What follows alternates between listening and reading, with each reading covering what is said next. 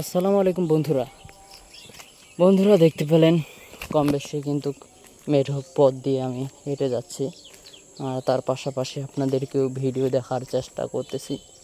দেখুন গ্রামের রাস্তা। তো